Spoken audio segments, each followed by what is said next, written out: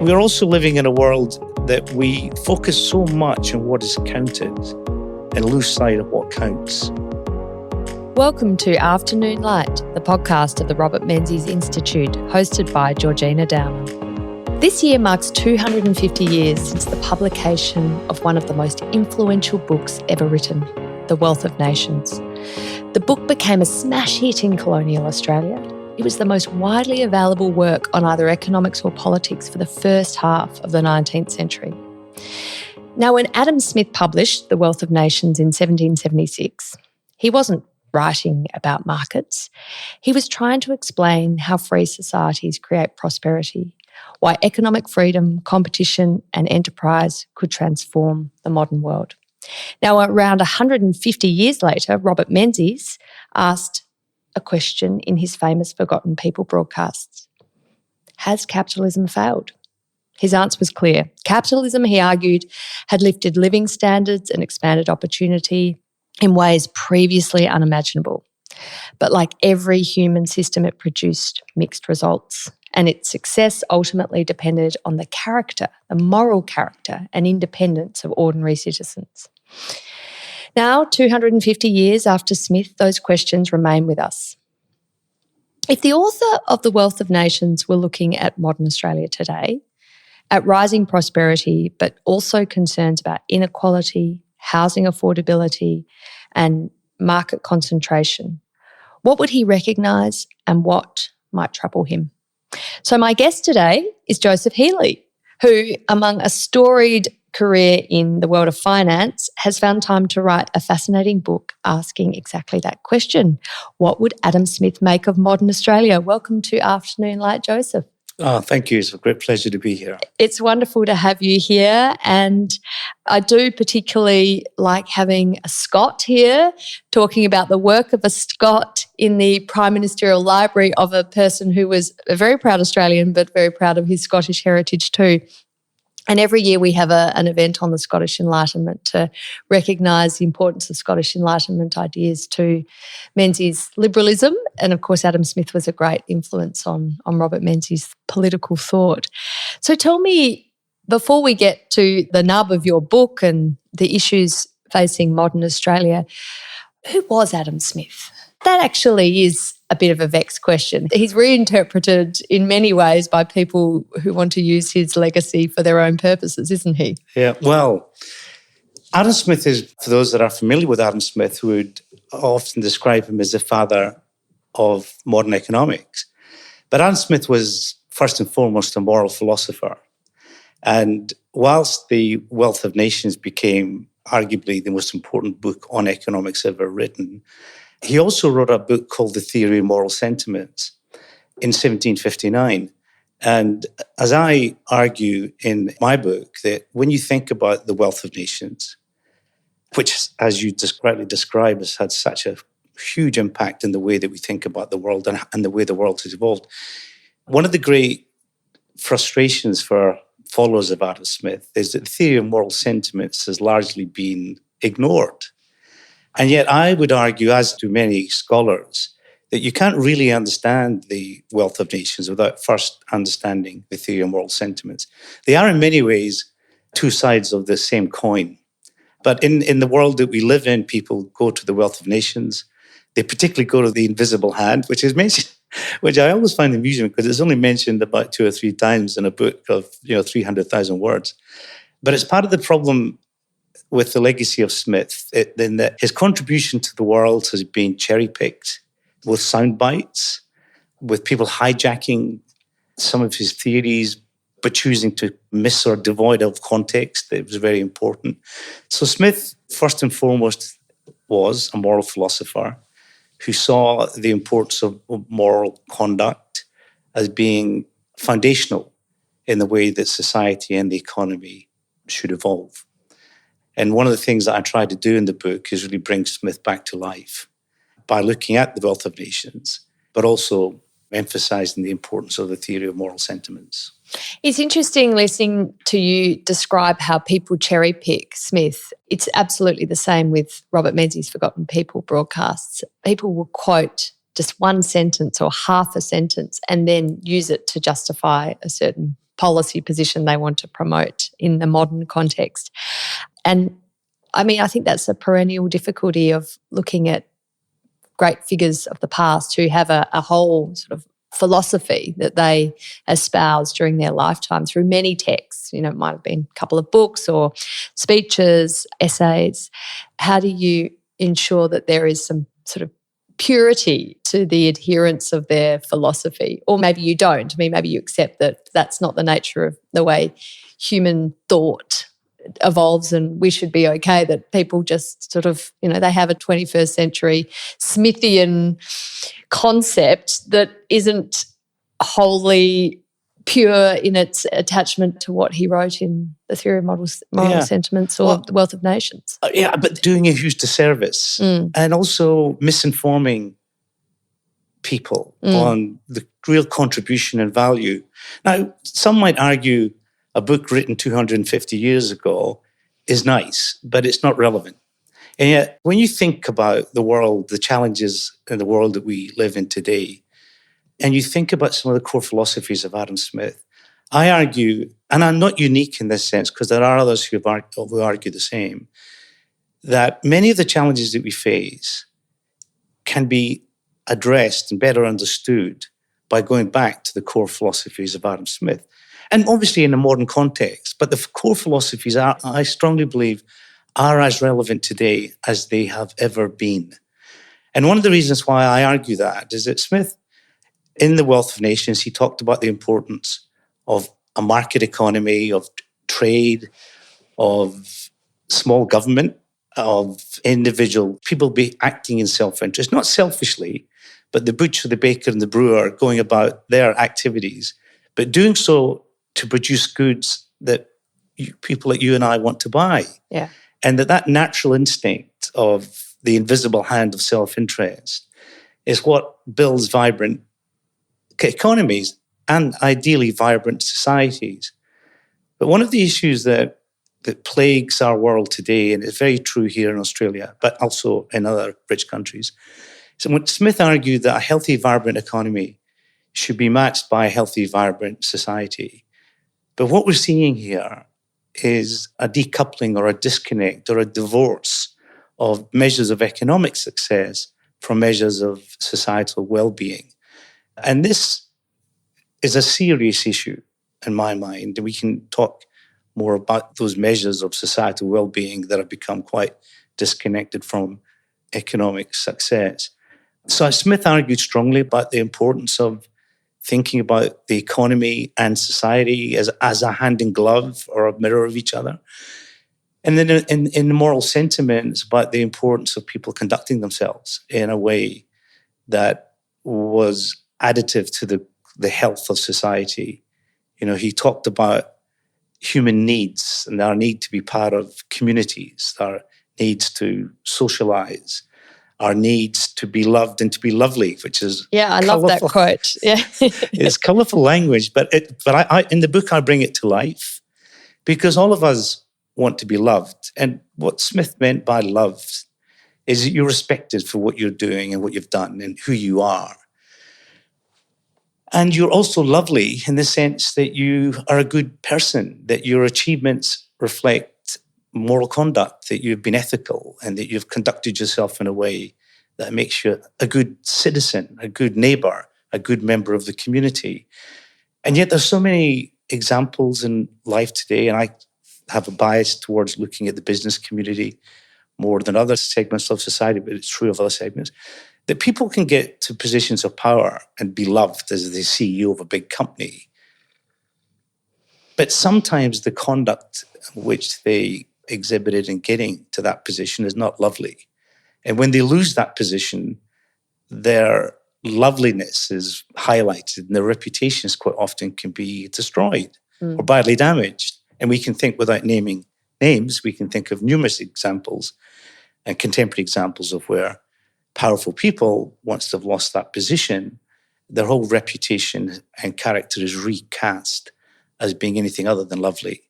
And then the other thing that Smith talked a lot about in terms of the theory of moral sentiments was this concept of the impartial spectator, that when you're doing something or the decisions you make in life, there's this voice inside you that says, how would this action be viewed by third parties looking at your conduct? Even if there's nobody watching you, the question is, how would your actions be viewed if they were being observed by others?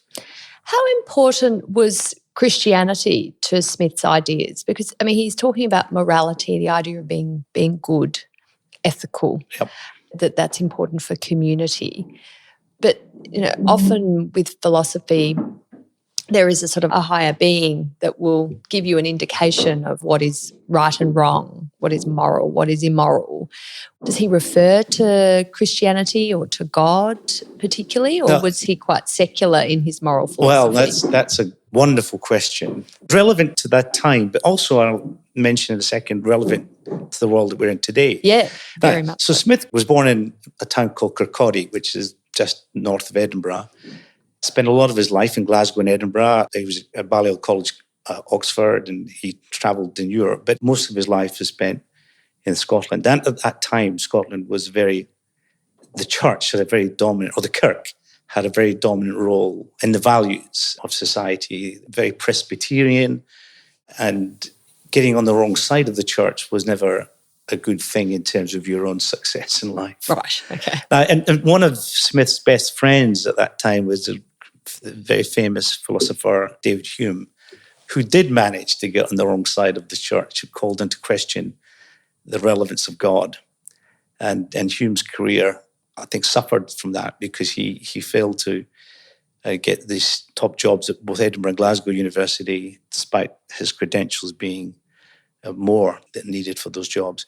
But Smith, I think, managed to straddle both sides of that whole philosophy. He didn't criticize the church, but he didn't promote the church. He said that we conduct ourselves not because of God, but because it's a good way for us to behave as responsible citizens, very much in line with the values of the church. But he wasn't promoting the church, nor was he critical of the church. He managed to stay a little bit neutral, when, as I say, Hume seemed to have offended the church and suffered as a consequence of that. Now, I mentioned that I think that the role of religion, I like to frame it as faith, is actually really quite an important topic of discussion. I think when you look at a lot of the challenges that we face in society today, you could build an argument that you can link that to the decline in faith and the decline in the role of churches or religion in the way that people conduct their lives. I see merit in that argument. I'm not necessarily promoting religion, but what religion provides people with is an anchor. Yeah. It's a belief in something. And faith is, a belief in a greater good, in the power and value of a God. And absent that, then the question is, well, what do people believe in? What's that anchor in life? What is that source of comfort that you look to when things are not going your way? And I do believe that the demise of religion or faith is a contributing factor to as many of the challenges and problems that we have in society. And it plays directly into the whole question of moral and ethical conduct. Because, no matter what religion or faith you might have, there are principles that are quite common across all of these religions that guide the way that we should conduct ourselves. Love thy neighbour, for example. So I do think that was a factor. But I wouldn't say Smith was a huge proponent of the church, but nor was he a critic of the church, certainly in a public way. He did believe, as part of the Scottish Enlightenment, that we needed to look to science, we needed to look to evidence, rather than rely on myth and faith alone to understand how the world worked. In terms of the business world, there isn't, there's certainly now a cottage industry of, corporate social responsibility, environmental, social governance issues, and that has really directed quite a lot of board decisions. And you could argue, well, that is the sort of the moral side of corporate behaviour. But then you open the paper any day of the week and you'll see another story of corporate immorality. We have the Australian Institute of Company Directors endlessly putting out codes of conduct for, boards and how to make ethical decisions. But there's a lot of politics in that too. When you look at some of the social, environmental governance recommendations of some of these bodies, they are pushing an agenda that, different sides of politics may have a different view on. So how do you, as someone who's been in the business world and someone who is an admirer of Adam Smith, how do you chart, a moral corporate life? Well, I don't believe that laws and regulations and policies drafted in the centre, be that government or regulatory bodies, is the answer. And in many ways, it's kind of greenwashing the issues. And unfortunately, we're living in a world where the answer to fundamental problems around moral, ethical conduct seems to be answered by new regulation or new policies. And that, for me, is totally the wrong answer. Yeah.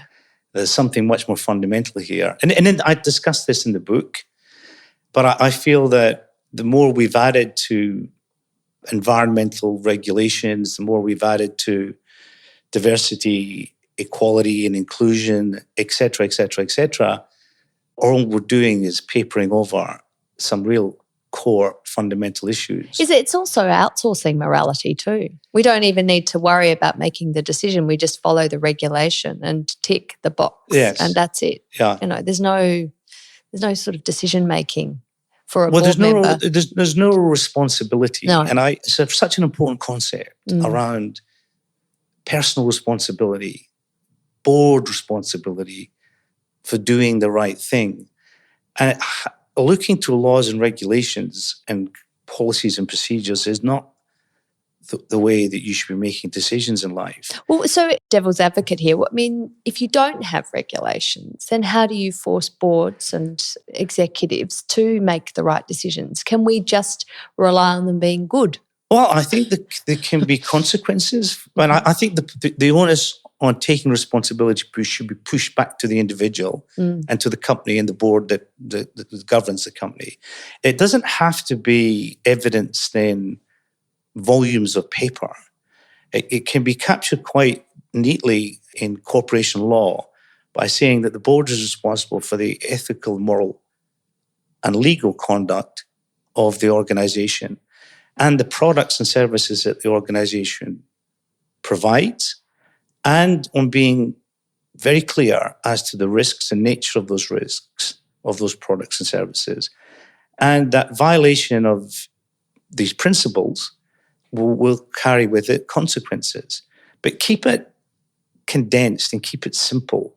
Whenever I hear a board member or a senior executive saying, well, we're going to do this, and the legal advice is that it's okay, I say, well, actually, that is not even, that is a minimum threshold of the legal advice said it's okay. The threshold is this a good thing to do? Is this in the interest of our customers? Is it in the interest of our employees? And if we're subject to criticism for that decision, be it through political channels or in the media, can we defend what we've done and the reasons why we have made that decision? But we live in a world where, and we saw examples of this with a major accounting firm a couple of years ago that used information given in confidence by the Treasury, sold that information. Now, even if that was legal, which was not legal, that is just not the conduct that we should be holding ourselves up to. And in the book I talk about, and going back to the impartial spectator, I use the example of walking down Collins Street or George Street, and someone in front of you drops his or her wallet. Now, the right thing to do is to pick that wallet up and go after them and return it to them. But too often in life, in business and other aspects of life, you look at the wallet and you glance to the right and you glance to the left and say, who's watching? And can anybody see me? And then you pick up the wallet and then you think, now, should I return this or should I have a quick look at what's inside? Now, I'm using this as an example of business here. But sometimes people say, well, actually, I'll take some of the contents out because it maximizes my profit and no one's watching. And I'll leave the wallet for someone else to pick up. Now, you might say that's an oversimplified example of conduct, but actually, let's, again, without wanting to mention names here, but think of big retailers that are criticised for price gouging, for using COVID supply chain problems to up prices to maximise profits. Think of airlines that sell tickets for which there were no flights available. Well, Joseph, you look at the current fuel crisis. Crisis. We've got examples, they're anecdotal, I haven't seen the evidence yet, but that there are suppliers who are taking fuel out of certain markets and holding on to it in order to wait for the price to go up to then release it to, particularly to agricultural users who are absolutely desperate. Yeah. Or you get the banks that when there's a change in the cash rate, let's say the cash rate's increased by 25 basis points, your mortgage goes up 25 basis points almost immediately, but your savings account only gets 15 basis points, etc. And it's only through public pressure or largely through the media that these conducts can be corrected. We could talk for hours on examples of this kind of behaviour where people have looked at the wallet, seen that the wallet's fallen from someone's pocket, but chosen not to pick it up and give it back to them without even thinking about it, which is the right thing to do. But one of the great challenges in life, one of the great puzzles in life is that in running a business, I might pick up that wallet and decide perhaps, to take some of the contents out. But in my personal life, you return the wallet without hesitation. Yeah. You just would do it. It's not even a thought. So is that a problem with capitalism then? And as I said in my introduction, Menzies back in the 1940s was faced with this critique of capitalism, and there were alternate models, of course, socialism, communism, and he was opposed to both those models. He was very opposed to government control of markets, of people's lives, of people's minds. He wanted people to be free. But he did recognise that capitalism without a moral framework, as Adam Smith has conceptualised, would be found wanting, that we needed to grow the pie, that we needed to admire achievement, not denigrate it, but also that in achieving you should be conscious of the community around you and not trampling people on the way up. Well, brilliantly said. Robert Menzies, in the way you've just articulated him, is exactly from an Adam Smith school of philosophy. I'm a passionate believer in capitalism, but I'm deeply concerned about the way capitalism has been hijacked by capitalists. Mm-hmm. And what do I mean by that? I mean that the capitalist economies that we live in, and which I do believe are critical to future success, is not the capitalist economy that Smith believed in. Smith was a great believer, as I mentioned earlier, in the power of markets and the importance of trade, on the size and role of government, as in small. Smith argued that there was three critical functions of government. The first function of government was the defence of the nation. The second function of government was the protection and enhancement of law and order.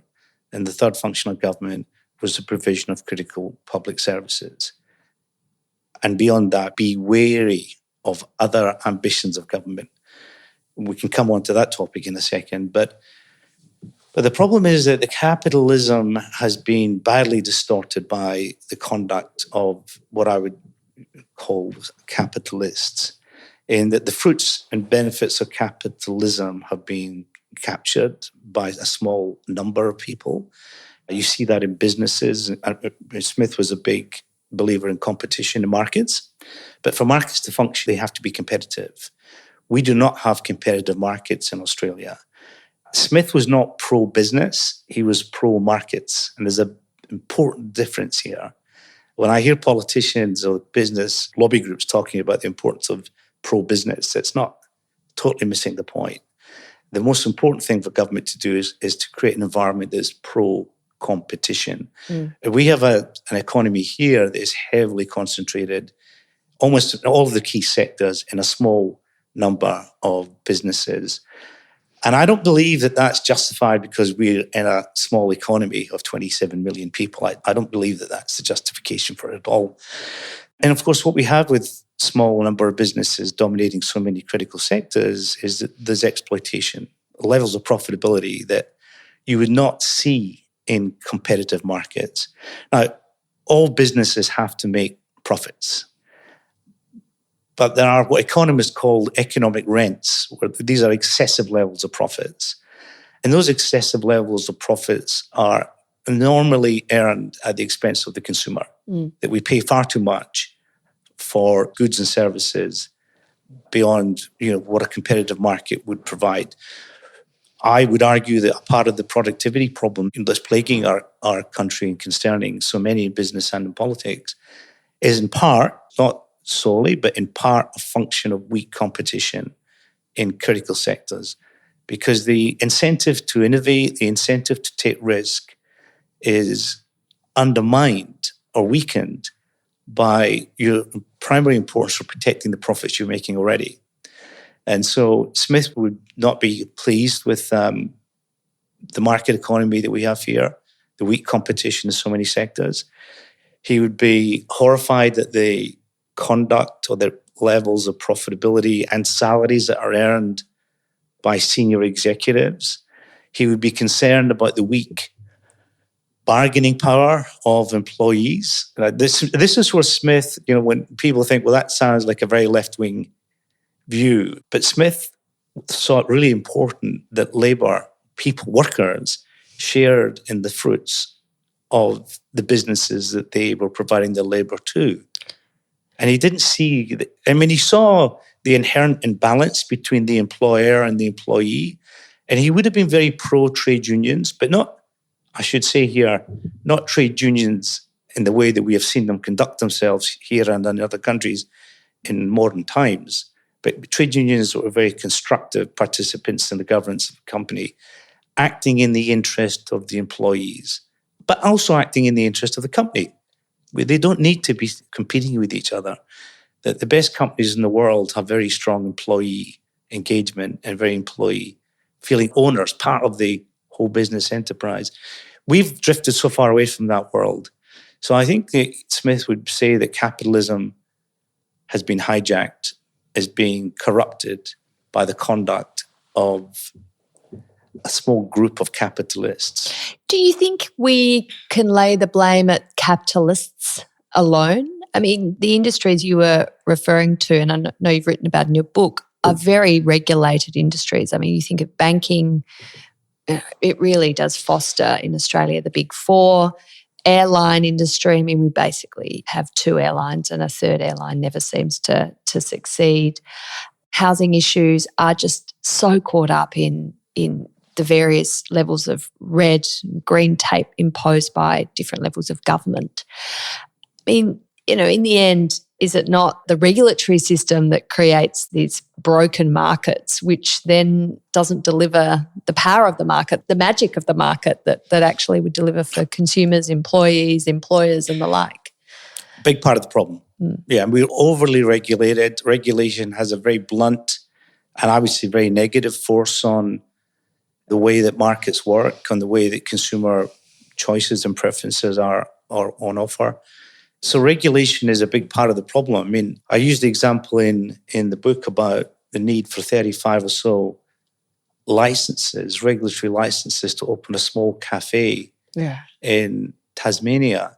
And the Business Council of Australia voted Tasmania as the second best region in the country for business activity.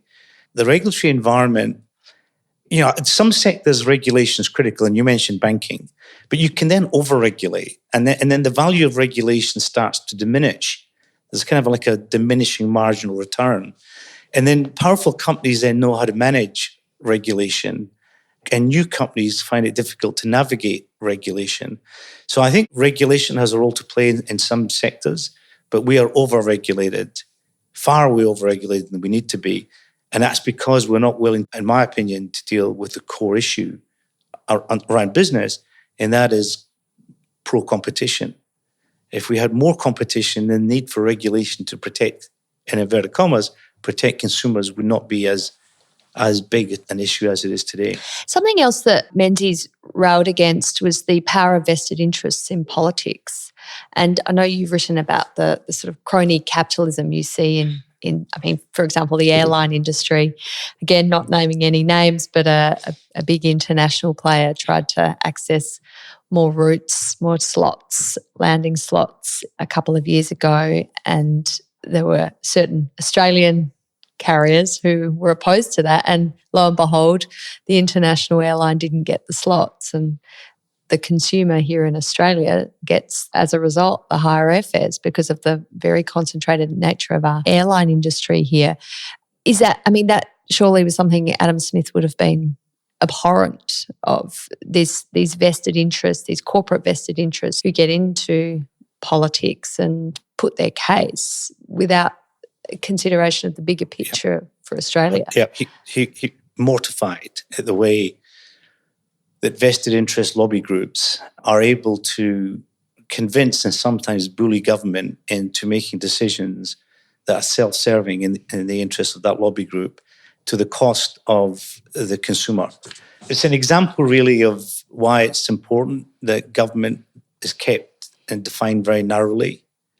As you mentioned about defence, about law and order, and the provision of public service, including education and health. Now, there is a role for government, and Smith saw this, where there's market failure. And there is a role for government in regulation for certain sectors of the economy, banking being a classic one, because of the risks to the economy and society of poor management of the banking system.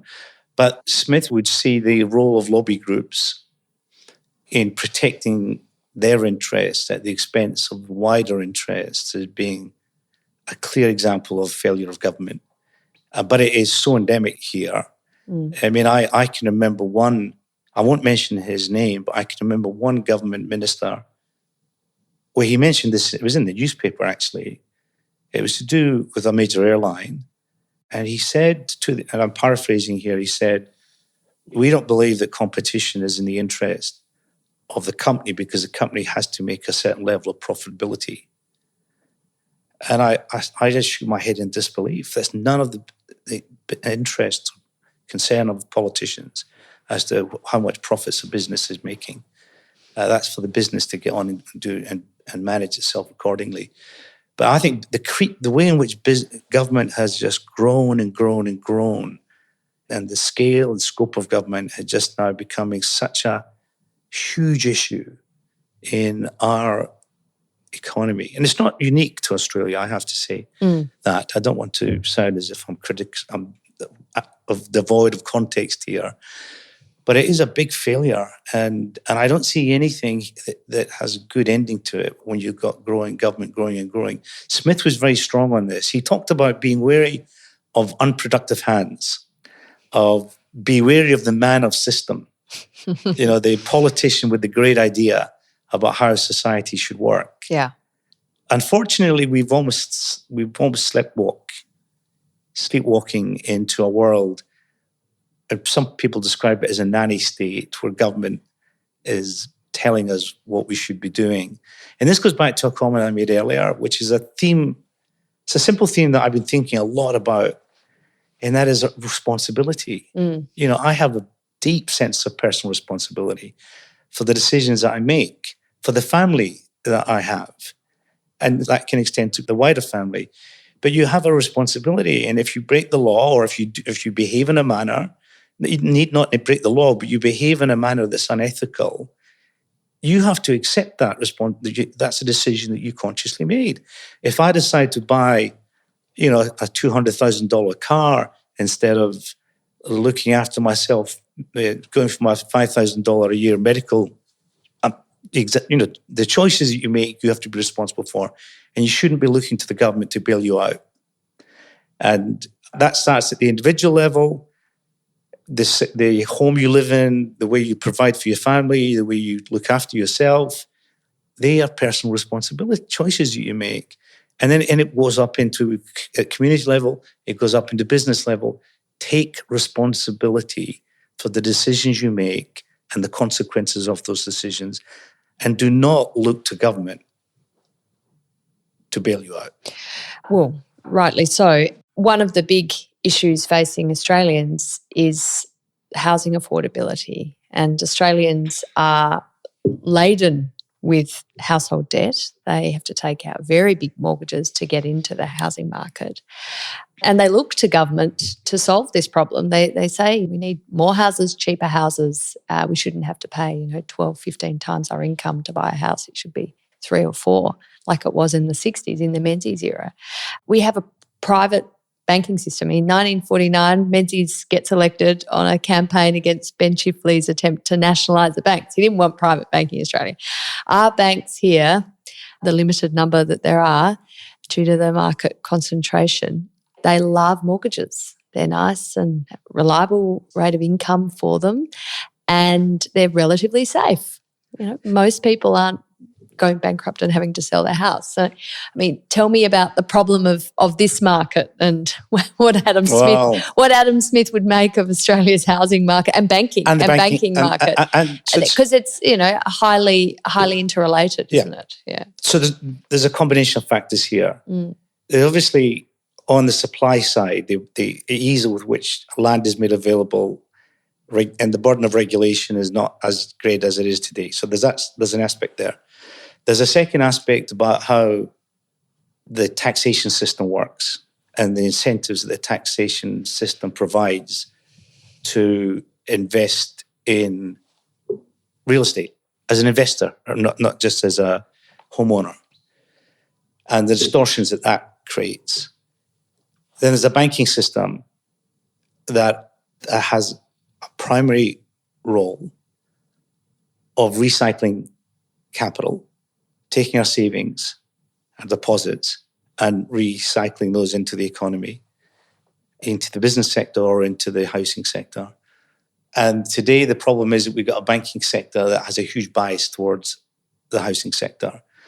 20 years ago or 25 years ago, and I've written a book on this incidentally, this is a topic that I have deep knowledge on.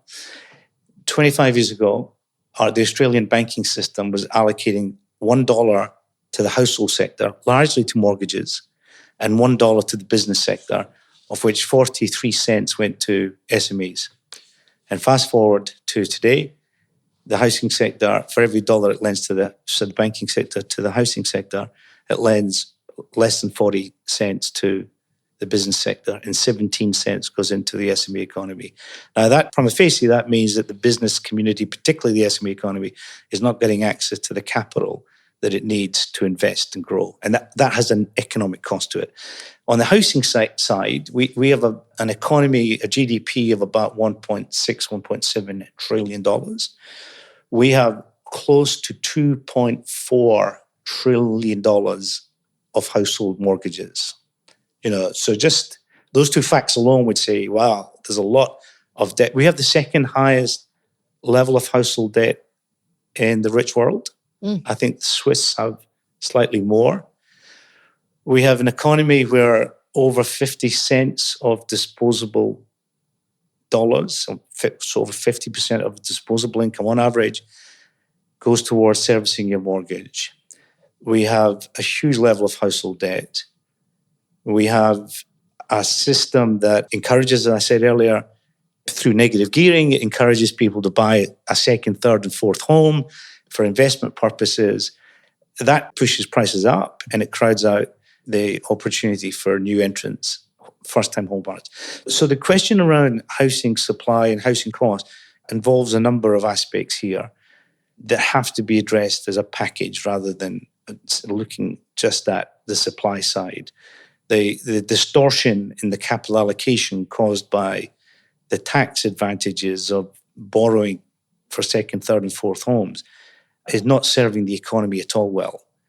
Our whole tax system is broken, and we pay far too much income tax as a percentage of total tax take. So Smith would be very concerned about the distortions in the economy, both behavioural, but an allocation of capital caused by a taxation system that makes housing unaffordable, part of the factor, but it also entrenches wealth in segments of the economy that can afford second, third, and fourth homes. But he would also be concerned about the high level of the stress that goes with having such a high level of household debt.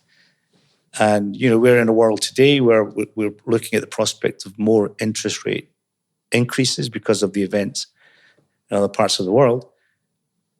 The stress that places on families and households should never, ever be dismissed or ignored. And I argue in the book that, it goes back to my point earlier about you can't have a healthy economy and a sick society, or a society that the health of which is deteriorating. And we see that in mental health. It's a topic that's near and dear to my heart, that just the huge growth in mental ill health over the last decade or so, the fact that 1 in 7 adult Australians are currently on antidepressant medication.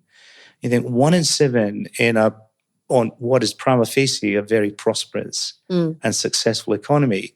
How do you reconcile the growth in mental health? How do you reconcile the growth in crime, the growth in domestic violence and family dysfunctionality, the growth in gambling? Our gambling situation in Australia is a huge crisis, and staggering crisis. Apparently, we're the world's biggest losers. On a per capita basis, we lose more money. You spend and lose more money in gambling than any other part of the world. I just learned that the other day. Something, and we should draw our wonderful discussion to a close. So I thought I might end on this. Something you've written about as well is working from home, of which you're not a big fan. And you've been concerned about how it creates a sort of impersonal, kind of sterile community. And I was reflecting when I was reading your thoughts on this. Some of the nicest places I've been to are the small villages where everyone knows each other, and you go to the cafe and the waiter knows your name, they know your order, they know your dog's name, your husband or wife's name, or whatever, your kids' names, where they go to school. You just have the little incidental interactions that reassure you that you are human and they are human, and we're all part of the community, the bigger picture. Working from home, potentially not leaving the house, getting Uber Eats delivered, getting your Coles delivery, basically having zero physical interactions with people. Yes, you can online, and of course, getting rid of the commute. Who doesn't want that? But there is a side of working from home that is, I think, quite deleterious to our mental health and our personal relationships. Absolutely. So I should explain what I mean when I say I'm not supportive of working from home. I am a huge supporter of flexible working arrangements, and that those arrangements should be agreed between the employee and employer based on the needs of the business and the teams in which they employ. So I'm a big believer in flexible. But what has happened with flexible working arrangements is that they've become inflexible working arrangements. When people say you can work from home for 2 days a week, that's not flexible working arrangements. That's inflexible working arrangements. And it's not possible for every person. When I go to my favorite restaurant and deal with the staff there, they don't have the option of working from home. The nurses and doctors, the bus drivers, the train drivers, and all of the people doing things that we all, to some extent, take for granted, but critically need day in and day out, they don't have the option of working from home. So I feel that working from home, and I'm deeply, deeply critical of the government in Victoria trying to make this mandatory. I think that's a classic example of political overreach. Totally. With huge unintended consequences. It's okay in the public service, maybe. If you're a civil service, I'm not saying critical of civil service, but there's a vast majority of people working hard day in and day out. The idea of working from home is not something they could ever aspire to, and so they're disadvantaged in that sense. The other thing that goes to the mental health is we are community social beings. We want to sit down and talk to people, even if you're not talking to someone. I thoroughly enjoy on a Saturday afternoon sitting down, having a coffee and watching people walk by and watching the smiles, the happiness, and sometimes the opposite. But we enjoy human interaction as a general. That's the way we're made. We like helping people if we can. It's the way we are made. And if you start to dehumanize society by saying working from home, you'll find a lot of people will find that quite attractive, but actually at a cost to them, their own social development. And it plays to mental health. And particularly if you are struggling with mental health, you might convince yourself that staying at home and working from home is the best way to help manage that condition. It's the worst way to do it. You need social interaction. You need someone watching out for you. And your colleagues do. We do that naturally. If I see someone, crying, or someone not looking very happy, or someone looking very gloomy, then our natural instinct is to say, "Are you okay? Let's go and have a coffee." But all of that is the ability for social interaction, that ability for empathy, which Smith talks a lot about, is weakened by people not contributing to society and people being encouraged or incentivized through government policy to not contribute. So I feel it's a big, big mistake. Again, go back to the beginning of this comment. I'm a big supporter of flexible working arrangements, but not inflexible, flexible working arrangements. Indeed, yes. And so I think we've lost sight of that. But I do worry a lot about people. I worry about, my son. I don't worry about him because I say to him, when he started a new job at a big company in Sydney, I say, get to work every day, get to know people, listen and learn, ask questions. Get to know everybody, not just the people that you're dealing with. Build relationships, because this is the spice of life, and you'll learn. You'll learn very little sitting behind a computer screen on your kitchen bench. Yeah, you might feel it's efficient, but we're also living in a world that we focus so much on what is counted and lose sight of what counts. And I think it's so important that human interaction, even if it involves half an hour on the train every day, that you could otherwise be working, people convince themselves of this, they're missing the point. Yeah. Less of what is counted and more of what counts. It's a good note to end on, Joseph Healy. Thank you so much for joining me on Afternoon Light. It's been my pleasure. Thank you.